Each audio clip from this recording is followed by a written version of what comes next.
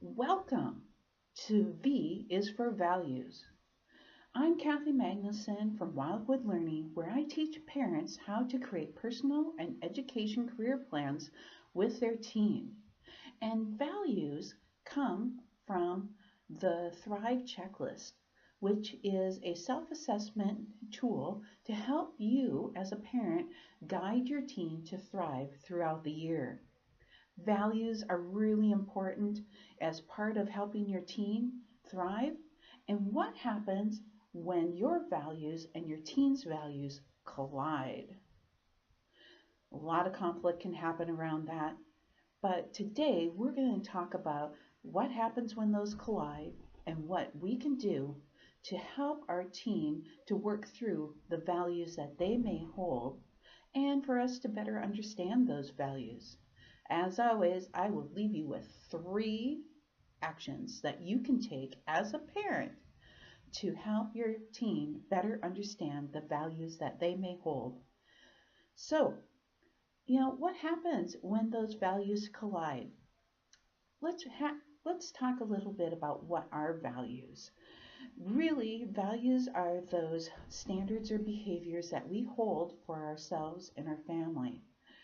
Sometimes they're expressed differently with our teens. Our teens may express those values a little bit differently than we would express those values. Another word that I'm going to use for values is called needs. And we have a lot of needs. When we're born and we have a little baby, they have needs. They have the need for food and air and water and shelter and touch. So those babies seem to be pretty needy.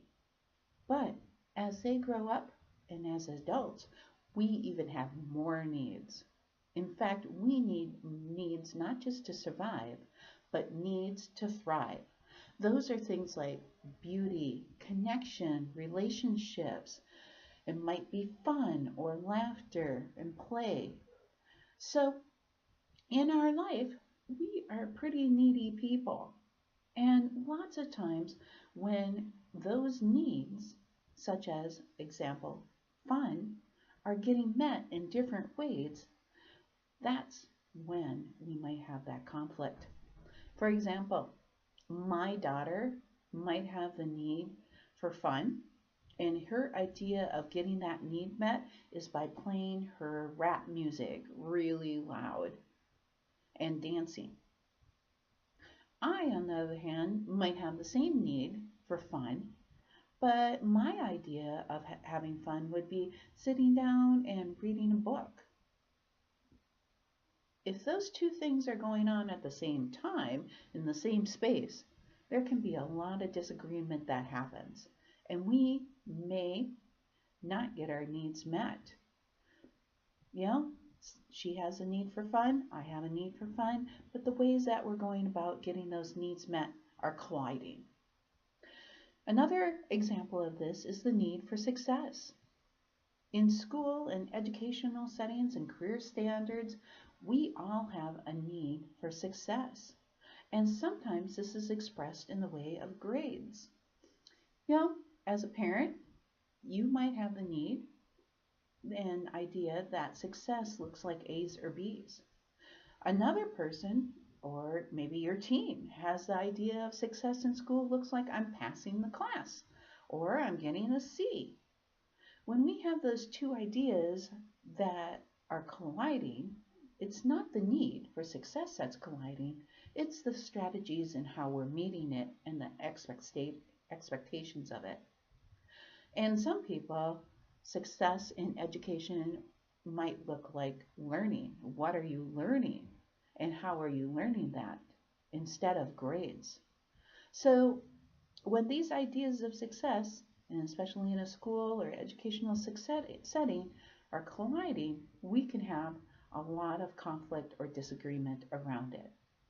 So here are some 3 actions that you can take to help you and your teen to better understand values and how they can be used in educational and career planning. 1 is to ask questions as a parent and to listen. Listen to those responses without responding. Lots of times those questions can be, gosh, what do you like to do for fun? Or how do you think you could be really, successful? Or what is your idea of what success would look like in this class or during the school year? Listen to your team and see what they have to say. Then, another tool that I use is called a needs inventory. You can go online, look up needs inventory, and you'll find that there's quite a few of them. And it's just basically a list of words and are a start to what are some of the needs that we need as humans to thrive. I take these needs inventories, and as my son or daughter are talking to me, you can circle some of the things that I'm kind of curious about or wondering if this is what they are needing. And then ask them, I was just really curious, are you needing to feel successful in this situation? Or are you needing to, have some fun? Or are you needing some ease and some calm in your life? Asking them and being curious and wondering is a great way to start a conversation. And the third thing is that needs or values are really a support around what you want to plan for your education and your career and making that very personal. So there are cards that I use one-on-one that are value cards. And having parents lay out those value cards, having the teens lay out the value cards, what they value in a career can really be a way that you can come to a better understanding about what they are looking for in their education or in their career, what your teen is looking for. And so by laying these cards out and sorting them out, it gives a great idea about those values that what they want in a career.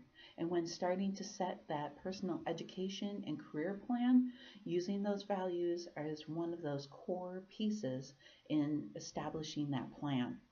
So here are the three things: ask questions and listen, look at the needs inventory and see if you can help your teen or yourself figure out what you might need in a certain situation.